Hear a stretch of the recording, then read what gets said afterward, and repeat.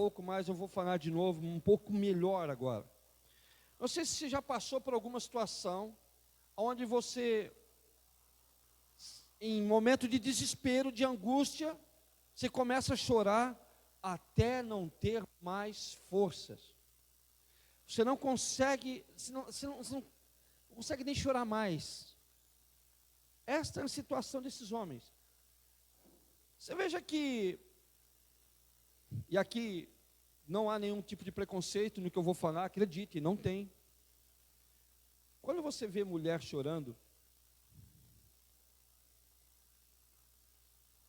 me agonia demais. Eu, por exemplo, eu fico agoniado. Se querem me ganhar alguma coisa, eu começo a chorar, eu dou tudo. Me desespera demais isso. Quando eu vejo mulheres, estou falando de mulheres. Quando, a ponto delas se desesperar, então aí eu tenho que sair de perto, senão não dá. Agora, quando você vê homens fazendo isso, e não só um,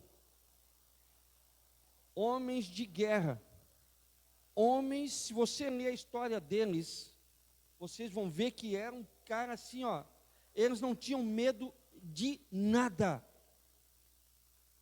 Eles não tinham medo de, esses caras aqui, eles atravessaram um acampamento inimigo para buscar um copo d'água para Davi. 3 deles atravessaram um acampamento inimigo e foram pegar um copo d'água, porque Davi só suspirou que, quem me dera tomar água lá na fonte e tal. Como é que é? Tu viu que o rei falou, que Davi falou? Vi, vamos lá buscar o copo d'água? Você pensa o grau de bravura desses homens. Você imagina a intensidade com que esses homens faziam as coisas. Verdadeiros valentes. Teve um deles que ele defendeu um campo de trigo e ele matou mais de 1000 homens com uma lança, com uma espada, a ponto da espada ficar agarrada na sua mão. Você vê que eram homens experimentadíssimos na arte da guerra. Eram homens acostumados a ver as barbáries, as coisas mais cruéis. Porém, quando eles se deparam com essa situação, eles se desesperam.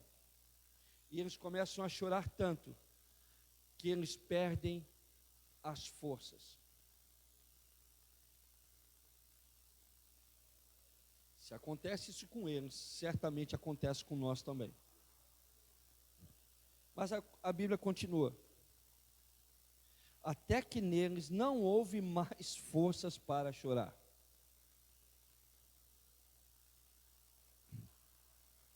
Também as 2 mulheres de Davi foram levadas cativas. Ainoã, a Gisraelita, e Abigail, a mulher de Nabal, o Carmelita.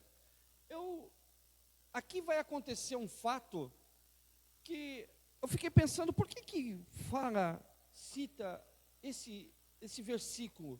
Fiquei pensando, qual a relevância disso a ponto, porque já não tinha dito ali atrás que todas as mulheres e as crianças tinham sido levadas cativas? Então por que citar especificamente as 2 mulheres de Davi? Por que falar especificamente o nome delas? Por que dizer que elas foram levadas cativas também? Aí o outro versículo, ele explica por quê. Porque aparentemente poderia parecer aos olhos de quem estivesse lendo, de uma narrativa mais simples, poderia pensar que Davi não tinha sido acometido daquela desgraça. Então diz o seguinte: e Davi muito se angustiou, versículo 6, porque o povo falava de apedrejá-lo. Então qualquer um que lesse, se não tivesse citado as 2 mulheres de Davi, qualquer um que lesse o texto depois dizendo que os caras queriam apedrejar Davi, poderia pensar o seguinte: mas também tu não está sofrendo nada, tua mulher não mora aqui, teus filhos não moram aqui.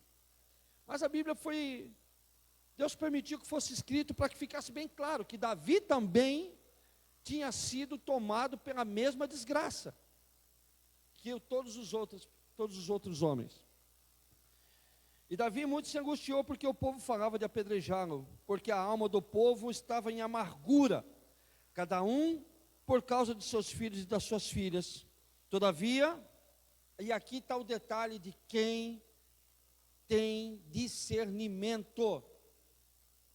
E Davi se fortaleceu no Senhor seu Deus. Então veja que a condição de desfalecimento, de perder força, é uma condição que eu me coloco.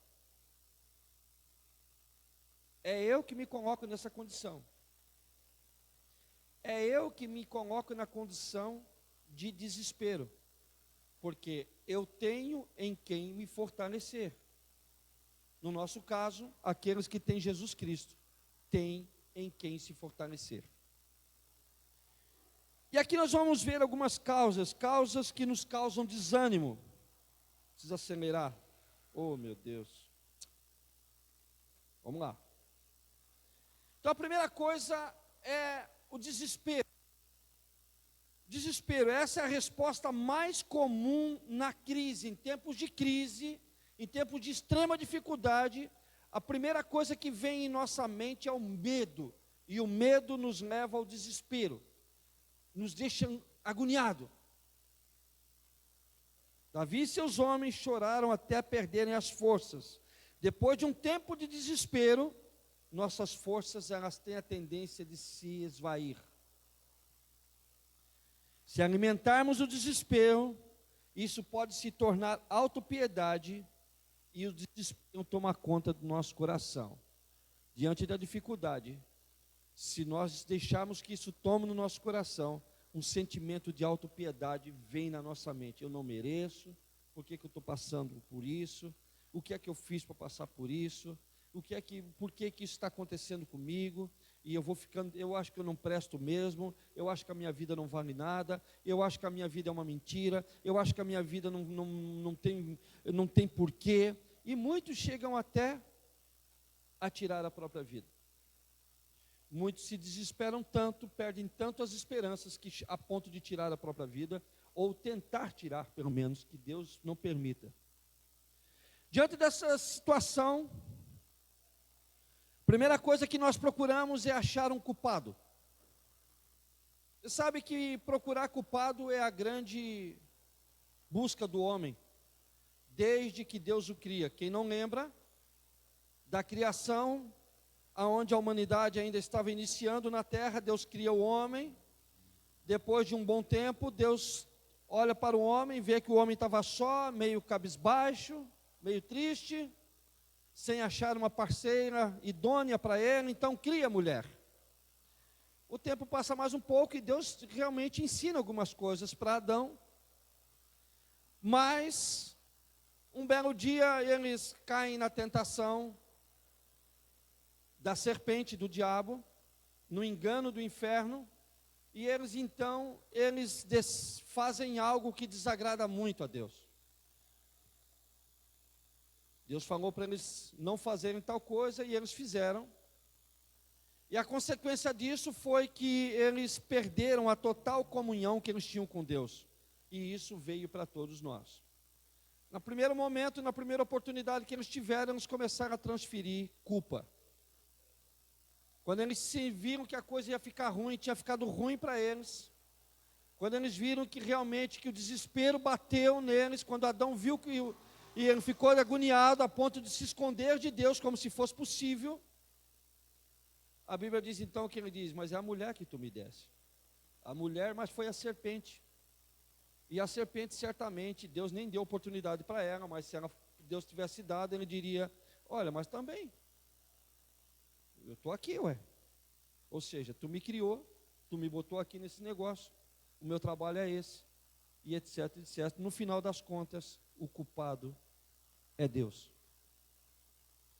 Aquele que deveria nos dar socorro, ou melhor, aquele que nos dá socorro, aquele que nos dá amparo, aquele que nos dá conforto, aquele que nos ampara no meio do desespero, aquele que poderia nos fazer isso, nós o transformamos em grande culpado. Às vezes começamos culpando aqueles que estão próximos de nós. É esposo culpando o marido, é marido culpando a esposa, é pai culpando o filho, é filho culpando o pai, é empregado culpando o chefe, é chefe culpando o empregado, é governo culpando o povo culpando o governo, e assim vira esta bagunça que é a mente humana. Porque nós simplesmente temos dificuldade de reconhecer que são momentos e que esses momentos vão passar, e que se nós fizermos como Davi, nos fortalecermos em Deus, vai passar. Então, desespero nos leva a culpar alguém. Primeiro, traz um sentimento de autopiedade. Coitadinho de mim, ninguém cuida de mim, meu líder não vai me fazer uma visita, o pastor não está nem aí para mim, o que é que esse pastor faz o dia todo que não vem me fazer uma visita? E vamos por aí afora, e assim nós vamos caminhando. Sentimento de autopiedade, e aí começamos a arrumar culpados, e no final das contas, quando nós não conseguimos mesmo transferir a culpa para o próximo, nós acabamos transferindo a culpa para Deus. Culpar os outros é uma manifestação da justiça própria. Eu não mereço passar por isso, alguém fez alguma coisa para eu passar por isso aqui, porque eu sou bom. Como que eu passo que eu estou passando por isso? Sentimento de justiça própria. No final das contas, nós acabamos culpando a Deus. E o grande exemplo disso foi Adão lá no Éden. Essa coisa vem nos perseguindo desde a criação da humanidade.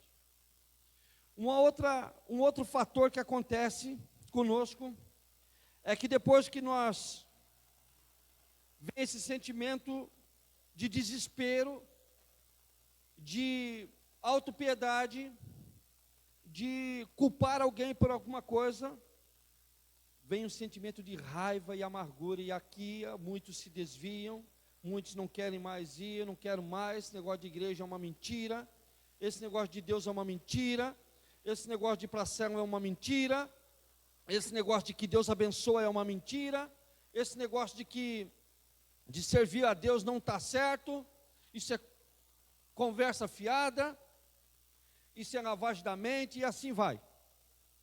Então, quando nós não conseguimos encontrar culpados, porque na verdade não tem um culpado, somos nós que nos colocamos nessa posição, nós então transferimos isso com raiva, com amargura, muitos se desviam.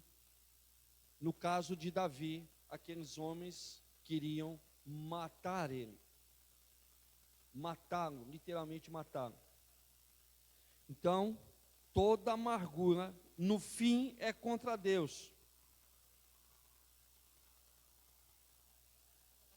E porque não entendemos isso, nós acabamos nos desviando dos seus caminhos. Acabamos desanimando de andar na presença de Deus. Davi cultivava uma atitude de fé e de louvor. Davi, ao contrário daqueles homens, ele tinha uma compreensão mais apurada. Você veja que entre a promessa de que ele seria rei, até este momento já haviam passado mais de 10 anos, aproximadamente 13 anos. E mesmo assim ele cultivava uma atitude de fé, diante de todas as perseguições que ele tinha passado por Saul, diante de todas as tentativas de morte, diante de todas as tentativas de maltratá-lo que Saul teve, Davi sempre manteve uma atitude de fé e jamais ousou levantar uma mão, um dedo sequer contra Saul.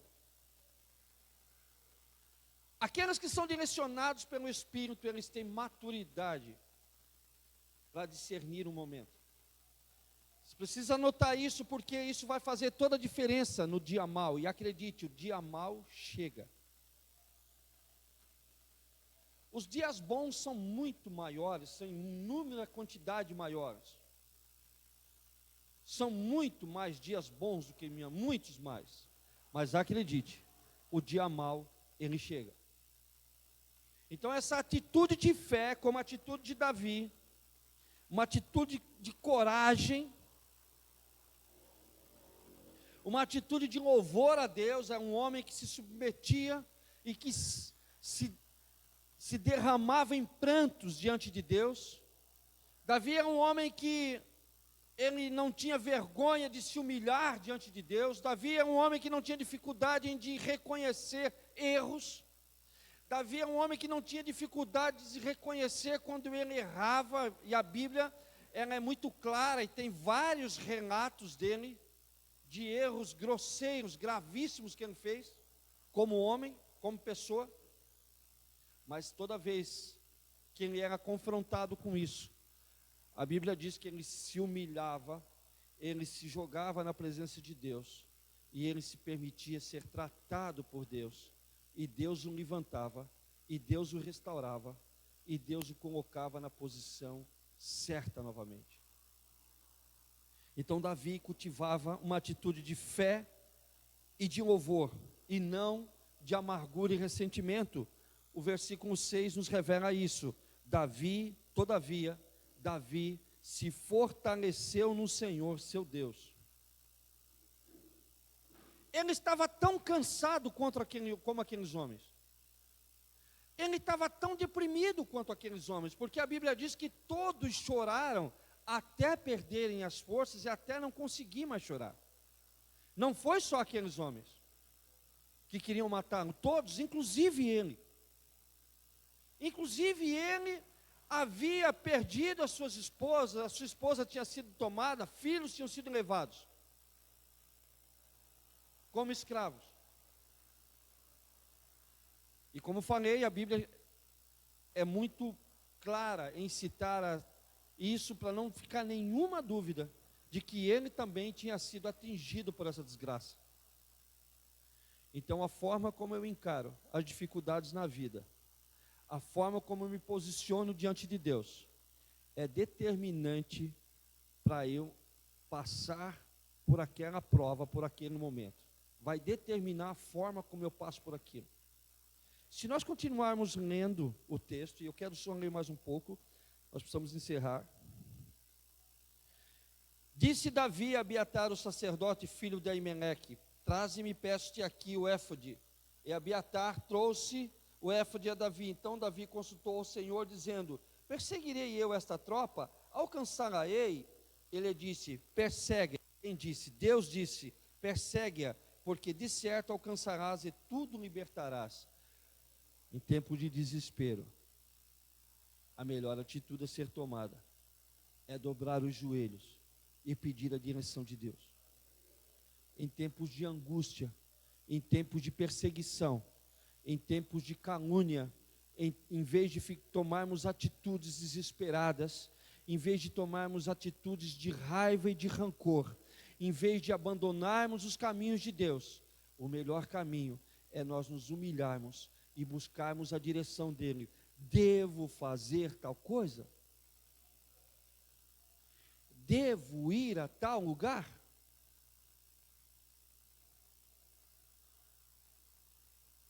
A grande maioria, e a prova está aqui nesse texto que eu li, tem uma atitude impetuosa. A grande maioria de nós é assim. Na maioria das vezes nós fizemos assim. Nós tomamos atitudes desesperadas e bobas, que só vão acarretar mais problemas. A atitude correta, versículo 6: se fortalecer no Senhor, até que passe.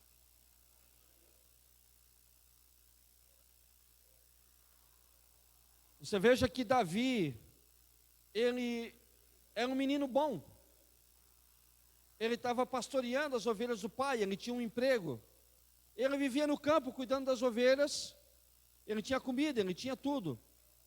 No momento em que ele foi ungido rei, ele passou a ser perseguido. Essa situação de desespero e de angústia era uma coisa que Davi estava vivendo durante mais de 10 anos. Era uma situação de perseguição mais de 10 anos.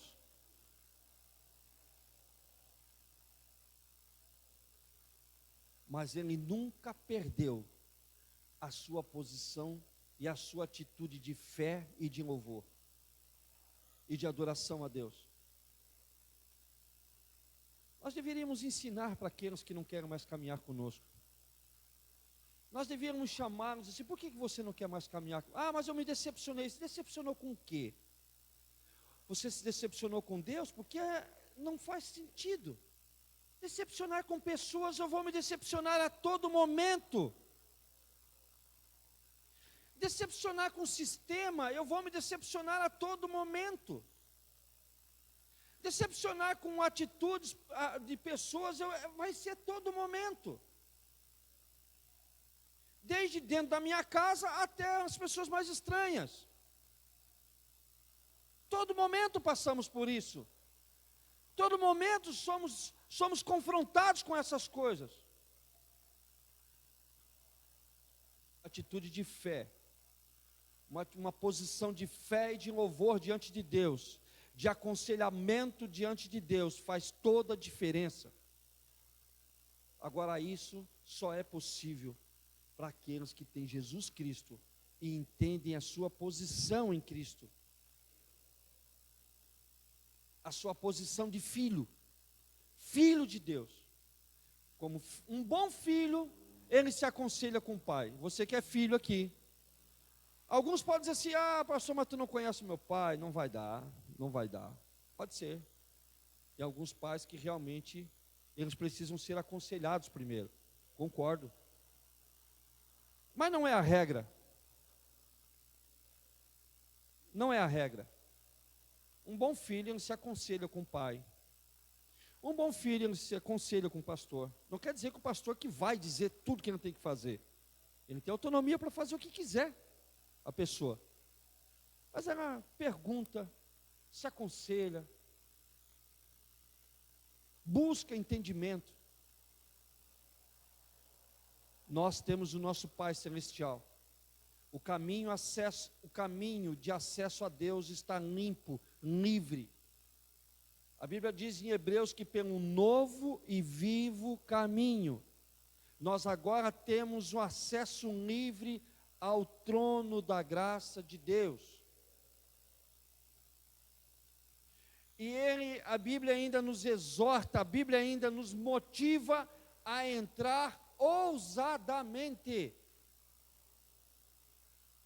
Ela ainda nos ensina a entrar ousadamente na presença de Deus. O que significa ousadamente? Não é irreverente, displicente, não é isso. Ousadamente é sabendo a posição de filho. Um filho, ele tem liberdade na casa do pai. Os meus filhos têm liberdade na minha casa. Tem um que casou, já faz 3, por aí. Ele tem total liberdade para entrar na minha casa. Às vezes, eu acordo de manhã e ele está sentado lá na cozinha. Falando aí, rapaz, está tomando café, ele já entrou, já tomou café, já pegou, comeu. Às vezes ele entra, sai, eu nem vejo, só vejo o barulho. Tem gente aí. Eu vou ver aí, ele está saindo. Ele mora perto, a casa dele é perto da minha casa. E eu moro em cima e ele trabalha embaixo. Então o escritório dele é lá. Ele sobe, ele tem liberdade para fazer. A esposa dele tem liberdade, ela entra. Quando eu vejo, oi, ela está entrando, ela já entra por uma porta, está saindo pela outra. É assim. Se nós, que somos pecadores, falhos, pequenos em pensar, já somos assim, temos prazer em que nossos filhos tenham liberdade conosco, não irreverência, não de qualquer jeito, lógico, o filho precisa respeitar e honrar o pai, mas nós temos liberdade para entrar na presença de Deus, diante do trono sagrado de Deus, por um novo e vivo caminho, que é Jesus Cristo. Davi já entendia isso muito antes de Jesus ter vindo a este mundo. Ele se humilhava, ele buscava conselhos a Deus. Ele estava tão cansado como os outros, mas isso não o impediu de se aconselhar com Deus, de se fortalecer em Deus. Essa é toda a diferença. E você precisa entender isso, porque isso vai fazer toda a diferença no teu dia a dia. Toda a diferença. Quando falamos da maneira certa, a coragem se levanta, a visão é alargada. Se você ver depois dessa conversa aqui que Davi tem com Deus, você vai ver que Deus manda ele perseguir aquele exército inimigo, e ele encontra aqueles homens festejando, farreando a vitória por ter levado as mulheres e os filhos cativos. Se nós lermos um pouquinho à frente, você vai ver isso. E Davi então encontra eles fazendo festa, e Deus os entrega na mão de Davi. Deus então resgata todas as mulheres, ninguém morreu, ninguém foi tocado, resgata todos os filhos e ainda traz todos os despojos de guerra. Leva tudo. Quando nos aconselhamos com o Senhor, quando temos maturidade, entendemos e não ficamos tomando atitudes precipitadas, não nos esperamos, não ficamos buscando culpados, quando assumimos a nossa condição e temos entendimento e buscamos a direção de Deus, as coisas, o próprio Deus se encarrega de resolver para nós. Agora veja bem, para alguns de nós parece que demora muito. Para alguns de nós parece que não acontece nunca, isso nunca vai acontecer, é uma constante perseguição. Se você continuar lendo, alguns dias depois, Saul é morto em batalha. E Davi, de fato, é coroado rei em Israel. Se no momento de maior desespero da vida dele chorar a ponto de não ter mais forças, ele tivesse se desesperado, se ele tivesse buscado culpados, se ele não tivesse buscado conselhos em Deus, se ele não tivesse se fortalecido no Senhor, é possível que ele nunca tivesse assumido o trono.